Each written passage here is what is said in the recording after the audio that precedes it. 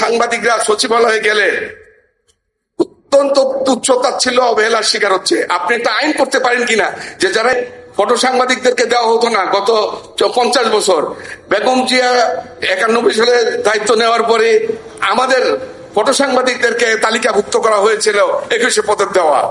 আজকে আমরা যেখানে দাঁড়িয়ে কথা বলছি বেগম জিয়া এইখানেও তার অবদান, এই প্রেস ক্লাবে তার বিশাল অবদান, সাংবাদিক ইউনিয়নের অবদান, সংবাদপত্রের কালো আইনগুলো দূর করার জন্য বেগম জিয়ার বিশাল ভূমিকা।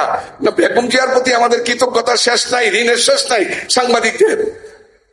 আমরা একটা কথাই বলবো, মাননীয় মন্ত্রী মহোদয় এখানে আছেন, জুলাই বিপ্লব না শুরু গত 15 বছরে আন্দোলন সংগ্রামে স্বৈরাচার বিরোধী যে ভূমিকা রেখেছিল, সেই সাংবাদিকরা সচিবালয়ে গেলে অত্যন্ত তুচ্ছতাচ্ছিল্য অবহেলার শিকার হচ্ছে। আপনি একটা আইন করতে পারেন কিনা যে যারা এই জুলাই বিপ্লব এবং দেশপ্রেমিক এই সমস্ত সাংবাদিকদের বিশেষ মর্যাদা দেওয়া হবে। কেননা আপনি তো অনেক সাংবাদিকরা 5ই আগস্ট না হলে দোষর থাকতো, তাদেরকে নিয়ে তাদেরকে চাকরি দিচ্ছেন, তাদেরকে বিদেশে পাঠাচ্ছেন, তাদের সবকিছু করতেছেন, এগুলো দেখলে আমাদের ভালো লাগে না।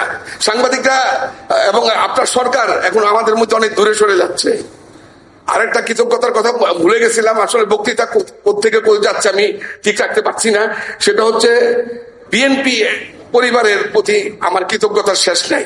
একমাত্র বিএনপি পরিবারই আমাদেরকে, যখন কেউ আমাদেরকে জিজ্ঞেস করেনি তখন বিএনপি পরিবার আমাদের 32 জন সাংবাদিক, আহত সাংবাদিকদেরকে আর্থিক সহযোগিতা করেছে। শুধু তাই না, আজকের প্রধানমন্ত্রী তারেক সাহেব আমার সাথে অন্তত কথা হয়েছে এবং আমাদেরকে এই আজকের যে প্রদর্শনী এবং আমাদের একটা অ্যালবাম হয়েছে এই স্বৈরাচার বিরোধী আন্দোলন সংগ্রামের উপরে, সেটা তারেক সাহেব আমাদেরকে স্কাইপে বিস্তারিত আলোচনা করে এবং সেই সিদ্ধান্ত আমরা নিয়েছিলাম। সুতরাং বিএনপির সাথে আমাদের পেশাগত কাজের সাথে অত্যন্ত সুসম্পর্ক ছিল এবং আছে, আমি মনে করি ভবিষ্যতে থাকবে। আমি আসলে আমাদের সেক্রেটারি কিছু বলবে নাকি? আচ্ছা, তো আমি শুধু সর্বশেষ একটি কথাই বলবো যে ফটো সাংবাদিকদের আপনারা তুচ্ছ তাচ্ছিল্য অবহেলা করছেন। আজকে আমার এত কথা বলার দরকার ছিল না, কারণ আমাদের কথা তো ছবি দেখবেন, ছবি দেখাবো। সুতরাং কথা বলতে হচ্ছে এই কারণে, কয়টা ফটো সাংবাদিকদের আপনি এই সরকার সহযোগিতা করেছে? একটিও না। সুতরাং আমি বলতে পারি ফটো সাংবাদিকদের এই অবহেলা আমরা মানতে পারি না। আপনারা যাদেরকে লিপস্টিক মার্কা, টাইকোট মার্কা সাংবাদিকদেরকে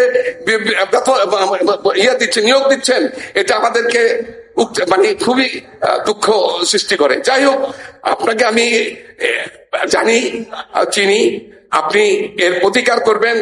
কারণ আমরা 1 মাস আগে একটা দরখাস্ত দিয়েছি পূর্তমন্ত্রীর সাথে দেখা করার জন্য, এখন পর্যন্ত আমরা অ্যাপয়েন্টমেন্ট পাই না তার দেখা করার।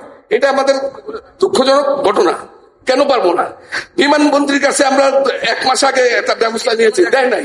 যাই হোক, অনেক কথা বলতে পারি, শুধু এটুকুই বলছি, অবহেলা তুচ্ছতাচ্ছিল্য দূর করে একটি গণতান্ত্রিক সরকারের যে পেশাগত সুবিধাগুলাই দেওয়া উচিত আমাদের, সেটা দিবেন। এবং আপনি আমাদের অনুষ্ঠানে সবসময় ডাকলে আসেন এবং আমাদেরকে সহযোগিতা করেছেন। আমি আপনার কাছে অত্যন্ত কৃতজ্ঞতা জানিয়ে এবং ধন্যবাদ জানিয়ে আমার বক্তব্য শেষ করছি।